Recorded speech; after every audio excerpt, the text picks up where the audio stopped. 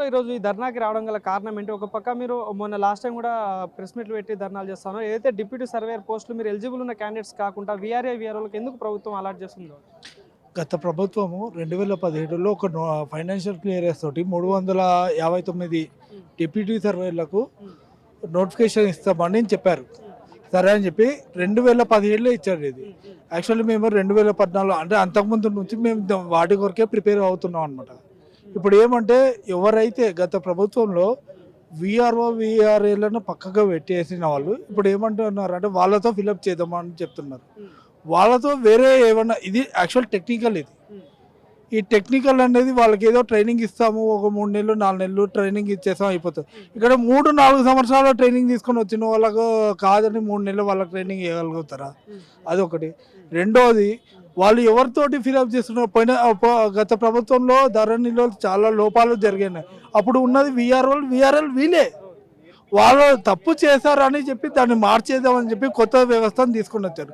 అలాంటప్పుడు వాళ్ళనే అంటే ఎవరైతే తప్పు చేశారో మేము వాళ్ళనే పెట్టుకుంటాం అంటున్నారు. అంటే మిగతా వాళ్ళు తప్పు చేసే వాళ్ళకి ఇంకా తప్పు చేయండి అని వాళ్ళు ఎంకరేజ్ చేస్తున్నట్టుంది. ఇది ఎవరైతే ఎలిజిబుల్ ఉన్నారో మేము ఉన్నాం, మేము డెప్యూటీ సార్ మాకు తెలుసు. మేము ఒక 3 సంవత్సరాలు 4 సంవత్సరాల నుంచి మేము చదువుతున్నాం. వాళ్ళు 3 నెలల ట్రైనింగ్ ఇచ్చి వాళ్ళని ఫిలప్ చేసుకోవడం ఏంటి అనేది మాకు అర్థమవుతుంది. వేరే రాష్ట్రాలు, పక్క రాష్ట్రాల్లో డెప్యూటీ సర్వేయర్కు ఏ ఎలిజిబిలిటీ, ఏ కండిషన్స్ ఉన్నాయి ఏంటి అన్నట్టు వాళ్ళు ఒకసారి చూసుకోవాలి. వాళ్ళు ఖాళీగా ఉన్నాయి, వాళ్ళని వీళ్ళ దాంట్లో ఫిలప్ చేద్దాం అనుకుంటే అది కరెక్ట్ అయిన పద్ధతి కాదు. మేము ఎన్నో సంవత్సరాల నుంచి వీటి కొరకు వెయిట్ చేస్తున్నాం. ఎవరికైతే టెక్నికల్గా నాలెడ్జ్ ఉంటుందో వాళ్ళని పట్టుకోవాలి, అంతేగాని వేరే వాళ్ళని చెప్పి దాన్ని ఫిలప్ చేయడం అనేది కరెక్ట్ కాదని. దీనిపైన ఉన్న స్థానిక మంత్రి పొంగులేటి శ్రీనివాస్ గారు ఎందుకు స్పందిస్తలేరు కావచ్చు? అంటే మీరు కలిసినా అని చెప్తున్నారు చాలా సార్లు, అయినా కూడా ఎందుకు? ఆయన పోయినసారి కలిసినప్పుడు ఆయన ఏమన్నారంటే సివిల్ ఇంజనీర్ విద్యార్థులు లేరు అని చెప్తున్నారు.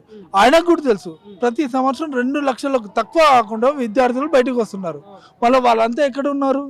2 లక్షల విద్యార్థులు పాస్ అవుతున్నారు అనే ప్రభుత్వమే కదా చెప్తుంది. ఇంతమంది విద్యార్థులు మేము ఫీజు రీఎంబర్స్మెంట్లు ఇస్తున్నాం, అవి ఇస్తున్నాం, ఇవి ఇస్తున్నాం అని చెప్తున్నారు. ఇంత ఖర్చు అవుతుంది హాస్టల్లో వాళ్ళకి, ఇంత పెట్టామని చెప్తున్నారు. మళ్ళీ అంతమంది వస్తున్నప్పుడు వాళ్ళకి తెలియదు ఎంతమంది ఇది చేస్తున్నారు. తెలిసి కూడా వాళ్ళు వాళ్ళ యొక్క నిర్ణయాలకు కట్టుబడి ఉండాలనే విజయంతో ఏదైతే జరుగుతుందో దాన్ని కప్పిపూస్తున్నారు.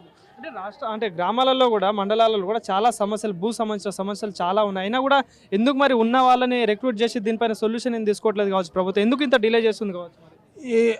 యాక్చువల్లీ అది ఈ ప్రభుత్వం పోయిన ప్రభుత్వమే ఆల్రెడీ డిప్యూటీ సర్వేయర్ల రిక్వైర్మెంట్ ఉందని వాళ్ళు ఫైనాన్షియల్ క్లియరెన్స్ అన్నీ ఉన్నాయి.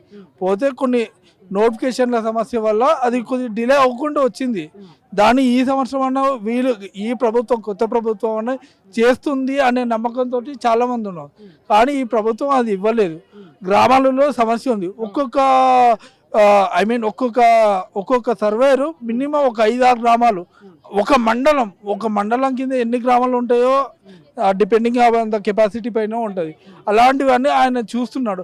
ఒక్కడే అన్ని చూస్తున్నప్పుడు ఎన్నో మిస్టేక్లు జరుగుతాయి. ఒక్కడి వల్ల అన్ని అవ్వడం కాదు. వీళ్ళకేమో అర్జెంటుగా కావాలా అంటారు. ఎవరు తీసుకుని వస్తారండి? ప్రతి దానికి అవైలబిలిటీ ఉన్నారు. వాళ్ళు దేనికి అర్హులైన వాళ్ళని భర్తీ చేయాలనేది మా యొక్క విన్నపం అంతే.